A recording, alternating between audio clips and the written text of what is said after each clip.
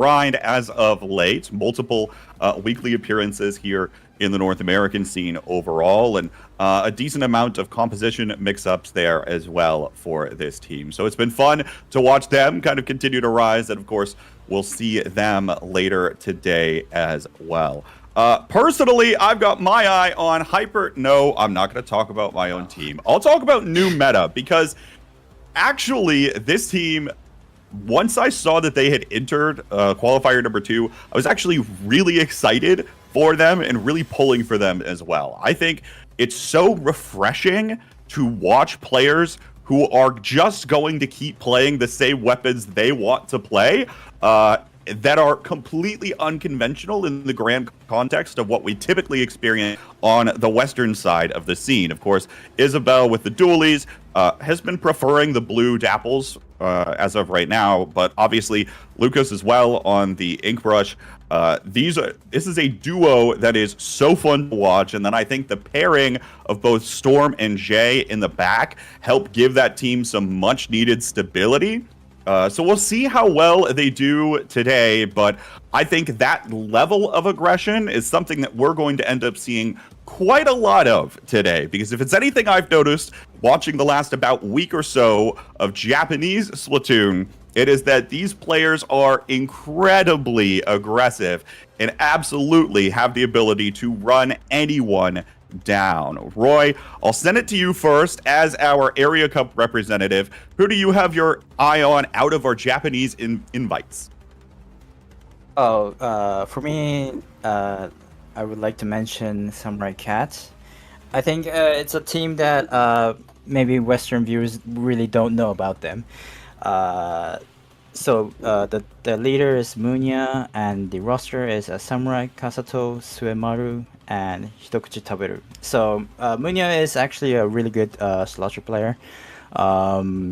He actually won an Area Cup, like maybe 10 tournaments ago, but he's so good.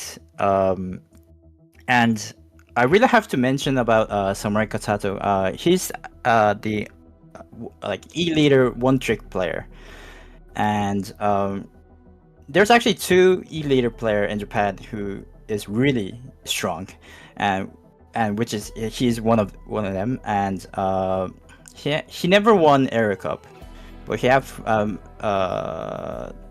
went up to the finals, and it was actually really close to winning the tournament. But yeah, I think there's a lot of sniper pencil players in this tournament, but I really want to see how he can do with E-leader.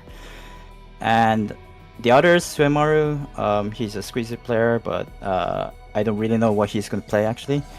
Maybe Pro, maybe Zap, maybe Gao, I don't know. But he have 4,000 XP in Takaroko division, I believe. And his how to say, the intelligence to the Splatoon is actually really amazing.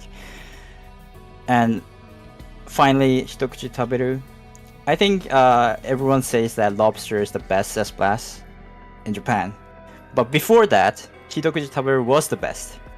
He have 4,114 XP in S-Blast, and it was like he's actually the one who actually made S-Blast really good, and I'm really looking forward to what he can do in this tournament. So some pioneers here from Samurai Cat. Obviously, you mentioned the S-Blast player, and then we'll see whether or not Samurai Kasato can pull up a lot on this E-leader. Of course, very interesting composition that I imagine we'll be watching out for from this team. Pastry, I'll send it over to you now. Who do you have your eye on here from the Japanese side? Absolutely. There's one squad that I'm interested in because, not that many players know not much about them, and it's Utopia. It is Utopia. Here we have Calvi, for example. This player is insane. 3.7k, 2 Area Cup wins. This is leader material right here. He's a really, really great bucket. Excited to see the kind of things that he can pull out. Also, Arts here. this is one of the first like really, really great mint players. Like before Toto, Art was truly something that was like outstanding. And he's done some really good things. For example, he qualified for King's Cup from the Clans Division, which is really impressive. Speaking of that, you have Nido here. Not a player that's active on socials that often, but you know, winning the Clanbits qualifier for King's Cup, extremely impressive stuff. And he's done some great things around the board as well. And Nubitan, Area Cup winner, very, very, very extremely good anchor. Actually played some red pen, some leader in the past, but mostly pen nowadays, and it's really, really stacked. I'm really excited to see just around the board the kind of results, the kind of potentially upsets we see with the super good comp in the pen and the decav with this bucket. It would certainly be fun to watch. I think Utopia is probably one of the teams that a lot of folks might be underestimating, coming into this one from the Western side. So we'll see whether or not they're able to do a lot in this event. I've got my eye here on Dragon Rex. This was, I believe, the first Japanese invite to the SWS, and I thought already this is looking so doomed for the Western scene, right? You talk about the level of star power. I think most Western players will be familiar with Norishio. It is a Stamper player who's been entered a handful of tournaments on our side before over the course of the past couple of years. Obviously, at the moment, not quite fully maybe at the top of the Japanese scene, but is certainly not a player that you want to be going up against, or not a player that you want to just let him have free reign across the entire map on that Zipcaster. It is just rounded out incredibly well. Obviously, Kotaji here playing dualies potentially, and Momo on the Snipe Rider. This is a team I think that can certainly take names and punch above potentially where they're seated in Japan. So I'll be really excited to watch this team. It's always a treat to watch a player like Norishio just fly across the map like Superman and put in plenty of work like that. So that was a brief introduction on some of our teams, but to get a little more in depth, we actually have a couple of replays prepared from some recent tournaments and events featuring some of the players that you are going to be seeing over the course of the day today. So to start off, I would like to take a look at SWS Qualifier number 1 winners side. This one is between FT Win and Moonlight. Now you see kind of the way that this one went. It ends up that this one is game 1 Pop Gun that kind of tries to set the stage for the rest of what we're going to see in this match. Yeah, and this is the one that Moonlight won, correct? They go up 1-0 on this one. Yeah, it's kind of interesting how this set kind of plays out, especially with game 5, which is just a complete curveball. But one of the things that I've always kind of thought was interesting about Moonlight, especially when it comes to splat zones, is they never use Ink Strike.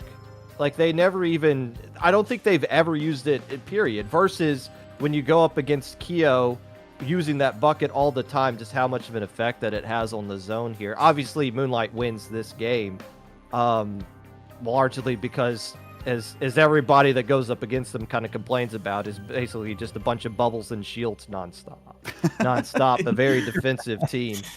But yeah, it's always just kind of stood out to me. They never use Ink Strikes, even for zones, and get away with it regardless. You mentioned the efficacy of those Ink Strikes. I think for Moonlight, I imagine it's a pacing thing. Ink Strikes are a special weapon that you really want to be capitalizing on at a faster pace, and that is not something often that you see out of Moonlight. They're limited just by the fact that Shadow is going to be creeping forward on this tent umbrella, not exactly getting very fast. But of course, once he is set up, you can pull off distraction plays such as this one here, continuing to buy even more time for Moonlight. But this is where I really want to start paying attention, because these are the strikes that come out. Kyo, I think, has 4 times that he pops triple Ink Strike. Every single time, it has an impact on the zone. This guy has a lineup to take back control of the zone and hold on to it. Maybe less so here at the very end. But we're talking about how Moonlight can, once they can get set up, they kind of start controlling the pace of the game.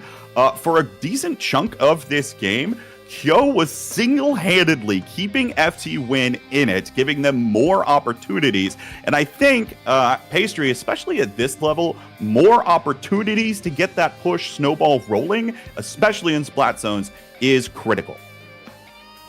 Yes, the ability to roll with, like, create that momentum and also slow down the aggression that some players set up. The thing about strikes and, strike weapons, like Moonlight doesn't have a bucket, the ability to say, hey, you're my base, you're not in my base anymore. You have to look at the zone and have the, the experience to be careful with your strikes, position around that special. It takes a bit of discipline, but it's a really valuable piece of FT Win's kit.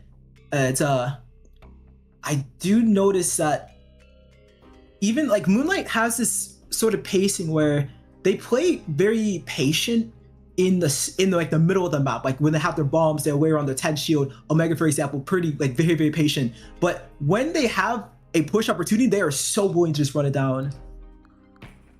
Again, it's about building up that space over time, but here it is, right? Strikes come out, it caps the zone, it forces the penalty, it extends the length of the game.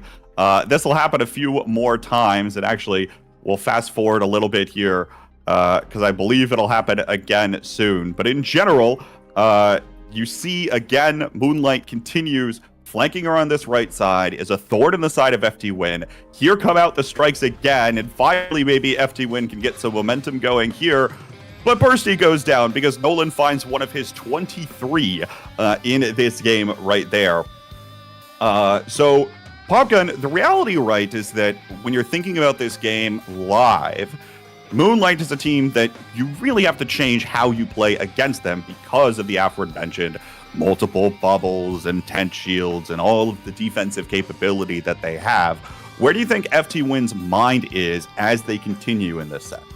Well, when you think about FT Win versus Moonlight in particular, it seems like FT Win is always the more confident team. I mean, you look at a situation right here where they retake the zone and they're starting to create a lockout, and they're getting several splats of Moonlight players. Typically, that's where we've seen Moonlight kind of fall apart in the past. It's like, oh no, we've had this huge lead, but those strikes have kept them in the game, and now this is the turning point. But credit to Moonlight, they don't let those things slip away anymore. They've gotten a lot more disciplined in how they play over the course of a set, and that's allowed them to kind of close the gap with FT Win. Obviously, they've taken them to game 5s the past couple of times. They haven't won them all the time, but it's more of a mental game when it comes between these two teams, and Moonlight has finally started to catch up to that. But even with that catch up, you see how much, like, that wasn't an easy win. It says KO at the end of the screen, but you see FT Win just hangs around and put themselves in position. It's still a really impressive win that Moonlight was able to find a way to win that, because in the past, they lose games like that, even with huge leads. Yeah, of course, squeaking out games, especially when it gets difficult, is the reason why Moonlight has sent FT Win 2-5 multiple times over. The next game I want to look at is actually game 2 here, because I think there's a couple of interesting plays that reveal a bit more about FT Win's play style. This is a team that's been described probably like the opposite of Moonlight in a lot of cases. They have a lot of aggressive threats and a lot of threats that they're going to be willing to start attempting to play around. One of those actually gets set up here relatively early on. I believe in a moment, Bursty's actually going to make a play going across the top spinner here, and then is going to just sit around and shark for a moment, unbeknownst to Basil sitting right there, but he'll be patiently waiting for the right time to strike, pops out, still maintains his position up here on plat. He's going to pop a crab tank here in a moment, and now the collapse is going to come through towards the zone and through Moonlight. Shadow looks like they're completely out of position here, and it's an easy zone for FT Win that instantly turns into an incredibly powerful lockout situation, Popgun. It does, and again, this is one of those ones where FT Win wins this game, correct? And they tie up the set at 1 apiece. Yep. Yeah, and well, what were you gonna say? You had something. I didn't have anything else. If you wanted to comment, but now at this point, we're going to see the opposite, where Moonlight, slow and steady, is going to start building up their ability to push through. You see that this is happening over an extended period of time. Omega's not diving in, not without Shadow moving forward as well. It makes for easy double teams here, and for Moonlight to wrestle back control of the zone. This will kind of continue to go back and forth, but I think the difference in how these teams elect to take control of the zone, Popgun, I think is the most important thing to look at. It gives us a decent variety of what strategies the Western teams are bringing to this event. Yeah, and again, it just kind of boils back down to Moonlight being true to their identity. Can they keep the shields going? Can they slowly work their way back in? Can they deal with the aggression that's going to be coming their way? And obviously in a tournament like this, there's going to be a lot of aggression that's going to be coming their way. And it's just, how are they going to deal with the course of it being like a 5-minute game? Obviously, they're going to be playing a little bit slower, dragging things out. It's going to be mostly a mental game for them as they go on with this. Well, as you mentioned, FT Win does eventually go on to win this one. I think this is about it here for the Western side. Pastry, any other comments here for FT Win or Moonlight? Yes, I just love the way that FT Win sometimes plays around 10, sometimes. Because, like, for example, we talked about how Bursty decided to take that top angle and even pop the crab on their base. Not only was he able to put a lot of pressure on Basil, forcing them to, like, okay, there's a duel nearby. I have to look at this, so I can't look at the zone. Or it's like, I just have to back off. But the idea of using elevation against the 10 shield, I love. One of the main weaknesses with 10 is on those really vertical maps. You can position around, you can flank around, you can find different routes around the 10 shield, and FT1 does a really good job at exploiting that at times. Yeah, even on a map that's not traditionally considered to have a lot of that elevation, like Museum here, they still find a way to get that taken care of. Next, want to shift gears a little bit here to talk now about Area Cup 39th. This took place this past Monday, and this one was between Vamos and Saketoba in winners semifinals. We will start here on game 2, which is Crab Leg Capital, and if you wouldn't mind, Roy, would you mind giving us a little bit of context between maybe some of the players that we're going to also see in the tournament here later today? Okay, so there's from Vamos, there's three players who's actually participating in this tonight's event, which is Rusu, Todo, Lobster. And in the opponent, Saketoba, there's Schumann and Igora. And we really have to look at into the Todo plus Lobster, which they have achieved 3-time consecutive titles together, and they're absolutely their gameplay is it's too beautiful and too strong. You want to talk about being too strong here. Toto, 2 180s to get 2 splats right on top of the zone in a cramped bubble situation here as well. And then, of course, pairing up with Lobster to finish off the job. This is a large part of what Vamos sets up. And the other thing I want to call out here, too, is this pairing works so well that actually Lobster holds onto the Booyah Bomb for a moment, throws it out here, and then Toto actually waltz over the grates and attempts to threaten that before realizing that actually the enemy team is pushed too far forward and decides to back on away. Now, this push doesn't end up completely holding. By the way, the other player who is not playing today, but I wanted to call out because most Western folks will know, is Melon is playing the Forge Pro here as well. Just so you get another sense of another one of these players and how deep the talent pool here, Pastry, is in Japan. Absolutely. I love just the consistency of there always being at least a top group or two when it comes to these area cups, and 39 was no different. Shuma and Melon, I haven't seen team together too much. I remember one time actually fought against each other a really stacked set, but it was very cool to see. I like the not only I just like the stacked roster, but also the really the high flexibility when it comes to both of these when it comes to the comps. The other thing I actually wanted to call out here a little bit earlier, so we can go back to this. But Shumon is actually the splash here, who just decides to pop crab, challenge the opposing crab right there, and just ends up finding this just pretty casually. There's an instant 2 down, and this is largely what's going to end up setting this push up for the other side of Saketoba here. But as the game continues to progress, we're going to actually see really strong holding patterns out of Vamos, especially set around Toto here, where he puts that bubbler and where he elects to go. Talk to me a little more, Roy, about Toto's playstyle.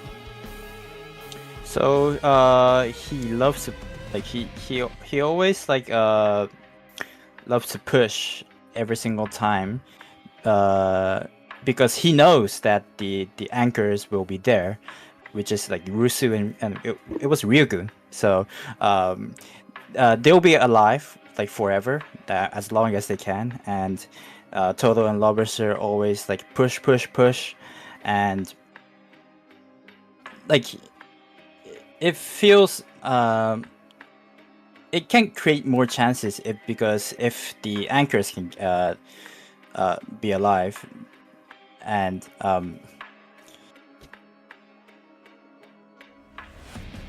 yeah.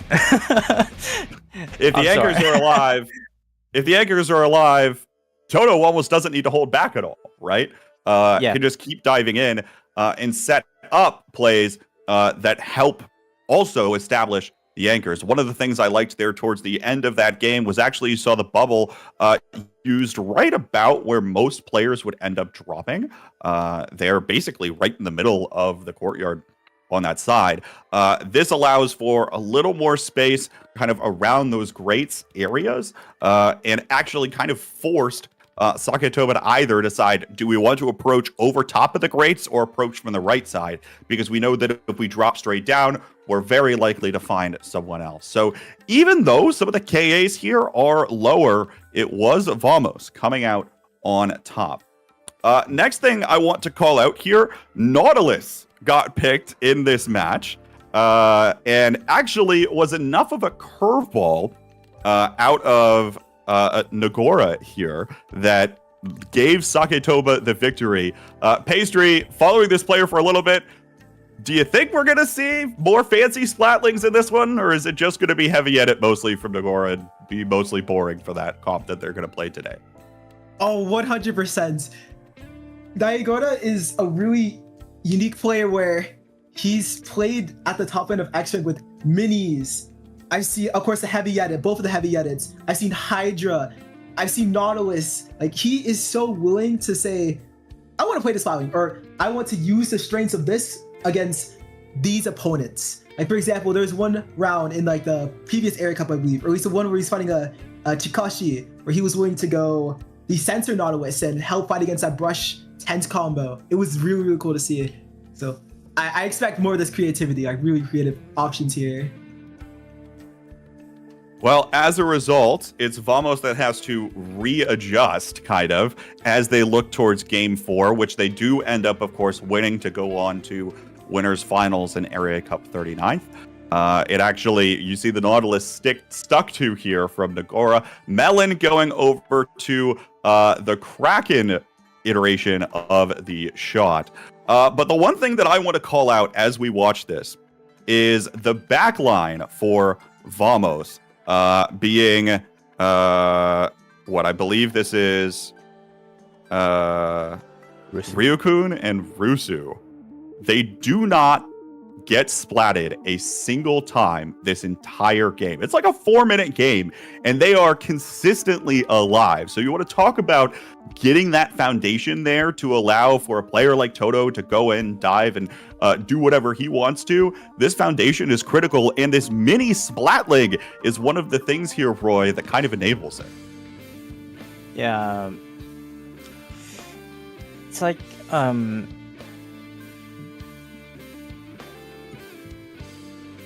like Rusu and Ryukun, they're too they're too good at like doing in a backline role, and Well, actually, I think I previously mentioned that they never die, and actually, they didn't die in this game, and that really helps. Like those two best frontliners right now, to actually win against like Melon, Nairora, and like I have no words for it. Like this semi-final and final, it was too beautiful to watch actually.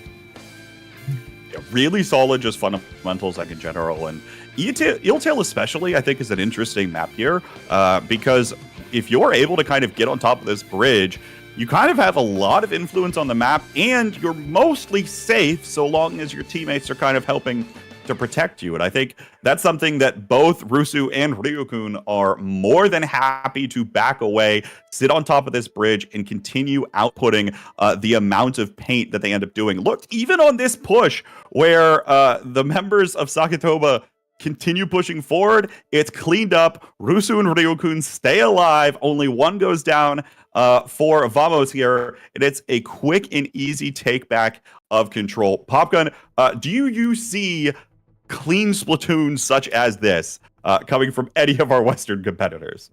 You know, seeing a pencil player stay alive for a 5-minute game is something we have been seeing from the teams that typically win. It's very difficult to get a splat on Biscuit, .Q. Even when Bursty and Bagel were using that thing, it seemed like they were putting up a bunch of unfair KAs when they were going along with it. But it kind of, when you're kind of pointing out this map, I'm kind of thinking like, okay, when is the pencil pushing up? When is the pencil like taking risks? And they don't really have to do that because they're able to control so much from just the key portions of the map where they're safe. And it's, you see one player kind of retreat here or there, but they are doing a good job of swatting the flies as they come at them as well. We've seen a lot of Western players be very skilled at that as well, so much to the point to where it kind of questions, is pencil really a fair weapon to use at all? But I mean, okay, did neither's pencil player, okay, the one of them got splatted a couple of times, but it's still, it's kind of ridiculous, and it goes into the entire team doing a good job of controlling space and protecting their pencil as well. Yeah, exactly. And I think that's, one of the things that you were talking about Toto and Lobster's play in being that aggressive threat, allowing for the pencil not to be the one that has to take those kinds of risks. And Ryukun as well didn't exactly get the most involved, at least in terms of raw damage numbers, but certainly output the paint towards the zone to help the team to success. So that kind of goes for all of the individual games that I had set aside. Do you have any other general thoughts, Roy, from watching Area Cup 39 and how you think folks will be adapting towards the next part of the events later today?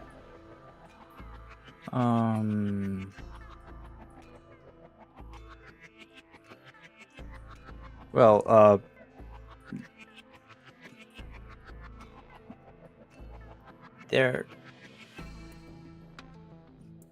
I'm sorry, I'm losing my words right now. I think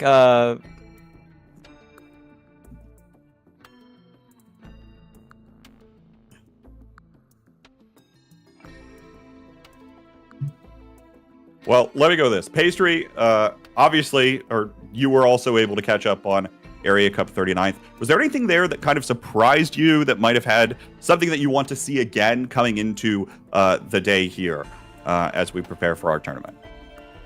Yes, I am a huge fan of the idea of playing around the hot zone. It's a bit of an old idea. Like, it was talked about like in S2 a lot, the idea of like trying to control the space around the zone and the different playstyles teams have for it. Like, for example, Roy did a really good job of illustrating that, Toto really likes to go in and Lobster can follow up off that or vice versa, especially like on those holds, while Rusu, Ryukun, they can paint, they can hold the zone itself very stably and just catch it when it walks in. But I noticed that there's also different playstyles around. Like, there was a scrim today between like the Invincible Fleet Raymar, which has Lobster on it, but instead of that super aggressive trying to push into their base as much as possible play style, they used a lot more of the I'm going to wait for you to drop. You drop into the hot zone, I'm shooting at you. You boom, boom, boom. You're going to explode, that kind of thing. So like different adaptations of how to keep the control of the map. I really want to see how different teams tackle it. Yeah, and I think that's another thing, Popgun, when we're talking about the comparisons between the Western scene, is I think a lot of times the Western team focuses on just what weapon to change, and not all of the time how the weapon change impacts the playstyle change that you are now enabled to make. Something like this random Nautilus that came out, right, from Ryukun, is not something I would expect any Western player to randomly be willing to pull up.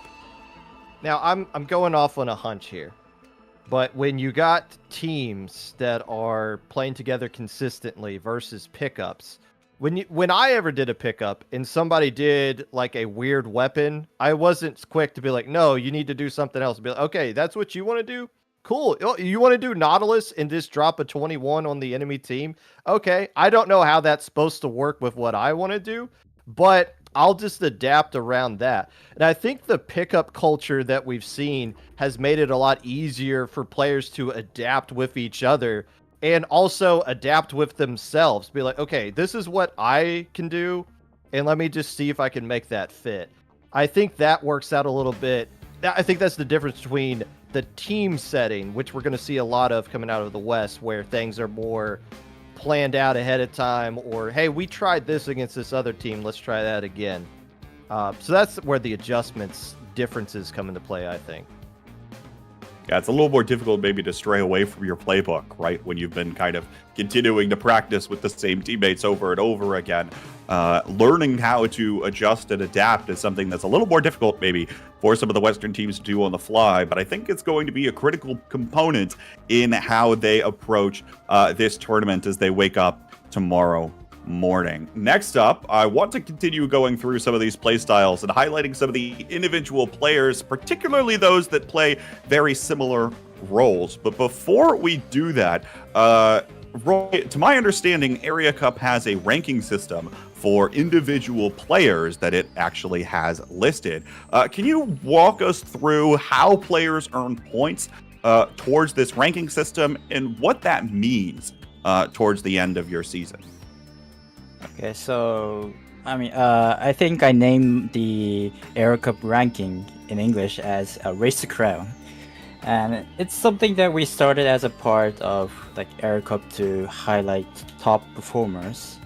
And like the idea was to create a special tournament that like players with great results in regular Area Cup events could qualify for. And we started tracking the rankings from Area Cup 13th, and the most recent Area Cup 2, second, held this May. We invited the top 8 ranked players as team captains, and the rankings were based on points across like 14 tournaments from 13 to 30th. And like how to earn the points, we actually changed the point distributions recently because Race to Crown is a seasonal thing. Currently, if you win the tournament, you get 15 points. If you made up the runners up, you will get 9 points. I mean, that's how it works. And currently, Lobster has 107 points already, which is I think I've made a stats thing. I think I made a sheet for that, and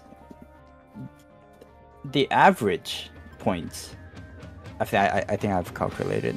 So 9 tournaments held after the season resets, and race. I think it's Race to Crown 2526. Yep. So Lobster with 11.89 average points. That's like insane. Like he almost won Like he have to win like how many tournaments? I don't know. It's crazy. That's like consistently hitting second, basically, Yeah. and then like occasionally you get first, but you are almost always making it to Grands and Area Cup, which is notably very challenging to do with the level of competition that shows up every other week. In addition to the fact that it's single elimination, there are no second chances in single elimination best of 3. So these are players that really, really know exactly what they're doing and how to make those kinds of adaptations, filling their role in slotting in for the team. You also kind of mentioned this spreadsheet. You did some data tracking for the Western teams in Area Cup. That's right, folks. It's time to address the elephant in the room. Western teams not exactly looking too great here, Popgun, all time. Obviously, some of the first performers in the most recent iteration of the Splatoon 3 Area Cup are kind of viewed here on the screen. But things don't look very good, usually. Maybe we crack like a top 8 now every now and again, but really we don't get a lot going for us when we're visiting across the other pond. And that's why this tournament is so awesome, is that we can start finding ways to make those 32s look closer to 24s or 16s down the line.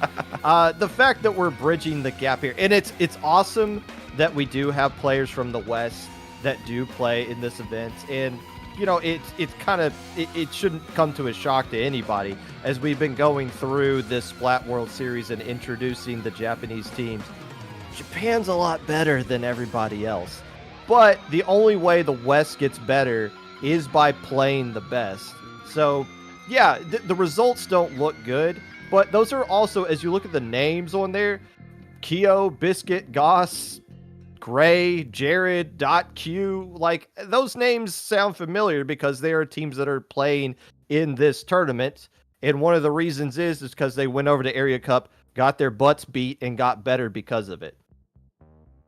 Well, let's talk about some of those individual players now, starting with 2 Slosher players that are only 1 letter off in the primary tag news. That's right, it's the Battle of the K's between Kyo and Ku here for False Dream. Obviously, playing Sloshers, these 2 players can kind of fit into somewhat similar playstyles, and they are very consistently at the top of their scenes and maybe have been for quite some time. Pastry, give us a little more context on Ku here and how their kind of rise has continued now to being 7th overall in the current season of Area Cup. Absolutely. Now, when people would talk about Bucket for the longest time, they would talk about Dentana, which understandable. That player was super, super good and still absolutely is a top player and is also on the leaderboard there, I believe. But Ko has been a player that has just grown and grown and grown. Every time he's at a tournament, it's like, oh god, okay, that's the Ko pickup. All right, okay. And watching his gameplay is mesmerizing. His mechanics are so good. He's very, very disciplined. When he knows, okay, I have cooler, I can take this risk and I can jump out, and he's so consistent at it.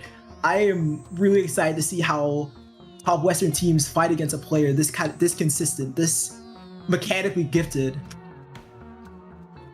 And Popgun, we know Kyo quite well. In fact, it's hard to miss him in the Western scene. You have to imagine that Kyo's not going to take very kindly to knowing the fact that he is not the best player in this tournament.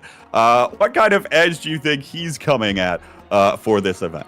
Are we sure that Kyo isn't cool with that? Are we sure that Kyo isn't a Ko fanboy? Look at the loadouts there. Who do you think copied who when it came to what should my slosher build look like? What kind of abilities do I need to have? It's literally the same thing, just different pieces there. And Ko has been playing in Western events. I think they played and actually won and in the zone before. So I think, what Kyo... Is Kyo used to being the not best bucket player in a tournament?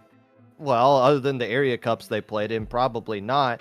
But I would imagine this is a player that Kyo looks to as like, okay, how can I improve my game? Like, who's the player I look up to get better at? I think you kind of see it right here. Certainly going to be fun to watch. I think there's a lot of talented buckets as we look. Of course, only 2 are shown on this graphic. Next up, though, of course, Snipe Riders have continued to dominate in most team compositions in terms of the most often picked weapon overall. And we now have 2 players that pilot those Snipe Riders and have been for quite some time. Roy, give me a little bit more context for Millikrip here, coming out of Japan for Hornet. Yes, so Millikrip, he's one of the best pen player. Right now he's about the Racer Crown thing, he's ranked at 9th. And he there's only few players who have won with pen, and it's him, and he's one of them. And he's actually the I think only the one who runs with the respawn Punisher, and he's so aggressive. He loves to kill. So I think Milk Crepe is he's above everyone. I think he's very equivalent position with Momo maybe, but yeah, he's really good. Yeah. Another player, of course, .Q here, a Popgun, who has again been around for some time, now making more of a resurgence on Milky Way, and has been a player that fundamentally has continued to be incredibly strong, but maybe takes slightly less risks overall, and focuses more on providing that additional support and always having the cooler up. Oh, I mean, she's been playing sniper weapons since before playing sniper weapons was cool. Showed us that Respawn Punisher could be a counter to Soda at the beginning of the game with E-Leader until they changed that back. And can obviously do things. We've seen her use Splash before in the past, but obviously when you got a pencil weapon, a sniper weapon that's as good as it is right now, when you put it in the hands of a player that's always been good at a charger weapon, it just makes the brokenness of that even more pronounced. Also, I do want to point out, these 2 teams, if they win in round 1, Milky Way beats Samurai Cat, and Hornet somehow finds a way to squeak past Frutella, they'll actually get to play each other in round 2. So we will get to see who gets splatted, if at all, between these 2 pencil players in that matchup. Certainly going to be fun to watch. And I think the differences in the pencil play styles will be another thing to continue watching for. Generally, it is true that the better KA pencil does end up winning the game. I think that's a trend with over 50% accuracy. So we'll see, of course, whether or not that trend continues and how the playstyles may differ. Last up, though, want to talk about 2 S-Blast players, because I think, Pacery, this is kind of a story between, I think, 2 players that are each considered one of, if not the best, in their respective regions, between Lobster and Gray here. Absolutely. This is going to be good. So you got, which is like Lobster, for example, right? Lobster has been on the mind of every single Blaster player. Every top player fears him. High-level player fears him. If you know about Japan and the recent things that happened here, Lobster is the forefront of it. When he pushes forward into spots, it can literally feel like a raid boss, because he'll have these moments where it's like, oh, I'm going to one-tap you. Oh, you think you're there? No, you're getting one-tapped. Oh, also, you approach me? Okay, I can Booyah Bomb now. And then I'm also getting my Toto in, or I'm getting my second Slayer in. It is hard to fight Lobster when you start snowballing. Really, really hard. Yeah, and this is a player most winningest right now in Area Cups, sitting at the top of that ranking that we were talking about earlier with Roy. Gray, though, as well here, Popgun, sitting at the top of the Western ladder, having won Sendo Q, 3 times in a row now, or something of the sort, and continues to almost win every tournament he enters. I was just about to say, if there was a Western equivalent to an Area Cup rankings, which some people have suggested we should make, by the way, Gray would be at the top. Now, I don't know if that means Gray is by default the best player, but resume speaks for itself, like you said, K-Bot, winning, I believe, the past 2 Sindao majors and a super jump and pretty much every single weekly that they feel like they want to play in. In fact, I think the only tournament they haven't won in the past 3 or 4 months was that in the zone that they had to go up against Ko. So that's what it takes. I don't think anybody in the West has truly beaten Gray when it comes to a tournament result within the past 3, 4, or 5 months or something like that. And again, obviously going to be tested. These 2 players played against each other today, and I think we can determine just off of that practice session who got the better end of it today. But tomorrow's a different day. You know, it's Saturday. Everybody's going to feel refreshed. And if PXG, they're not likely to go up against Invincible Fleet, but if they do, you know, they could take 3 games off of them. They did today out of 22, but they can take 3. Can they take 3 out of 5 is the real question, and that'll be something that we will all be watching with bated breath as the tournament will happen now in under 12 hours. And given that, I want to go over now to our ultimate predictions. Each of us is going to give our top 4 for who we believe is going to be able to close this one out. I have my top 4 planned out already ahead of time, so I will go ahead and read it out. I think no real surprise. I have the Invincible Fleet Reimaru first overall. Actually, as it turns out, in agreement with the predictions form, which you can fill out for yourself if you would like. Get involved with the IPL predictions Google form there as well. Next up, I have False Dream, Takoyaki Party, and rounding out my top 4 is Hornet. I think Japan is absolutely going to show themselves as the stronger region, and I don't have a lot of faith in the way that the bracket will likely end up working out. I think I did end up going through the bracket and making my full predictions, so this isn't... I think PXG is probably top 5, or tie for 5th, rather, but ends up losing. I have them losing, I think, to Takoyaki Party. So that'll be exactly where that is. So I want to go... We'll just keep going down the line here, Popgun. Who is on your top 4, and do you have any Western teams? Do you have confidence? Okay, so my top 3, the Invincible Fleet, False Dream, and Hornet, goes down basically by the top 3 teams in Japan. For the 4 spot, hear me out here, okay? I did the math. I calculated what likely will be losers bracket here, and I see a path to where PXG can slip into that 4 spot, so I'm going to give it to them. Now, they're going to have, in order to do that, they're going to have to beat their round 1 opponent, I believe is Final Weapon. They're going to have to beat Dragon Rex at some point, Takoyaki Party, and if they don't do that, they might have to beat Hornet. But look, I believe it's going to happen because they got 2 players that are in the best time zone for this event in Europe. That's true. They got the best chance. I'm hopeful that the West can at least crack the top 4. And there's a lot of... It might be a false dream for me to think that, but I'm at least hopeful. By the way, I do have FT Win and Milky Way in the top 8. I do think top 8 will be pretty good for the West. I think I've got something similar to that end as well. I'd have to go back and actually pull up my bracket, which I don't have on hand right now. Next up, Roy, I'll head over to you. Obviously, as the Area Cup correspondent, you probably have more experience watching these players than any of us sitting here. What's your take here on your top 4? Yeah. So first of all, I'm here as an Area Cup representative, but it's my personal opinion. So, Right. So for the first, I have to go to Takoyaki Party. Interesting.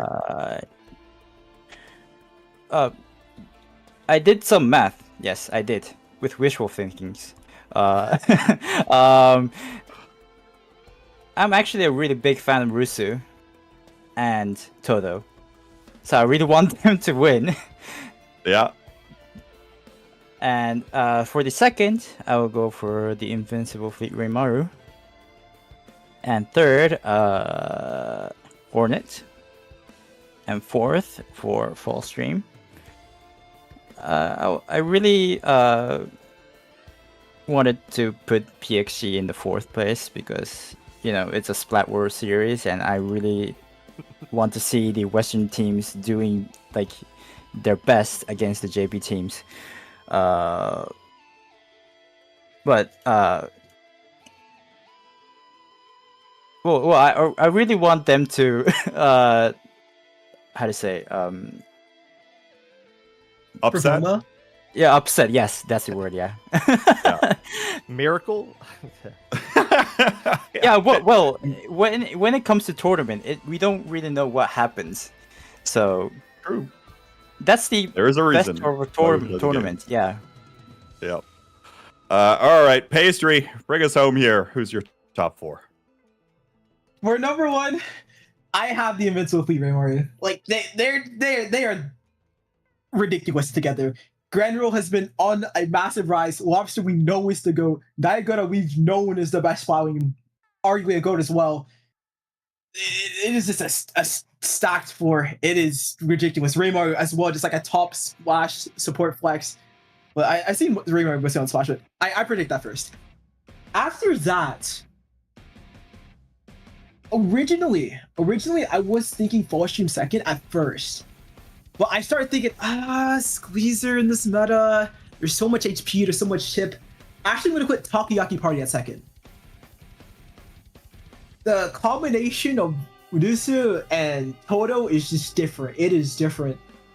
Like, sure, Rusu with Lobster is amazing, but it's like, Rusu with Toto is, it's just really, really good. Really good. In third place, at Ball Stream, they got second in Area Cup crown, and it was the winners finals was game 5. The grand finals was kind of rough for them, but Takinoko is different. Shuma is different. That roster in general is just crazy. And then in fourth, I do have PXG.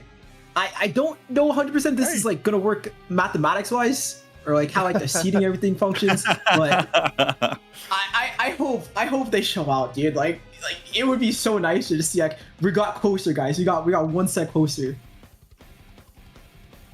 Well, we'll see whether or not they can do it, of course. I don't think this morning's activities gave anyone that much confidence, but we'll see how things go. Of course, if you want to predict PXG first, you're more than welcome to on your own Google form that you can fill out here at the link that'll be provided. There it is, QR code on your screen, so you can even do it on your phone for those of you that have been playing Subway Surfers while listening to this currently live. But I believe that's basically going to do it for us here. So we'll go around the block one more time with any other final things you want to say before we get to the festivities tomorrow. Popgun, what shout-outs might we forget signing off of the SWS broadcast tomorrow? Well, we're not going to forget to shout out these folks, but I want to make sure they get shouted out every single time we talk about this event. Ellie, Aza, Inkfarer, and Z, who have been the whole reason this event exists, at least on the Western side. Obviously, big shout outs to Area Cup for working with us to make this happen. But without Ellie, without Z, and everybody else involved in this event, there is no Splat World Series. So huge shout outs to them. And Ellie's the one running this right now, so I know they're listening to this. Unless they completely tuned out, which is possible. I mean, no, Ellie's there. She'll find a way to respond, and that'll be the way that goes. As you can see, now communicating via live graphics, as is tradition for any Ellie broadcast. Roy, I'll go over to you now. Not only, obviously, of course, we will now be going to bed. Most of us will, anyway. You're staying up for the next couple of hours, but beyond the tournament tomorrow, where can people find more information about not only Area Cup, but other Japanese Splatoon tournaments that are taking place? So we're I'm actually the one who's doing with the Area Cup global accounts, and I'm planning to repost if they do some live streams, please follow at Splatzones _GLB. I think you can find there.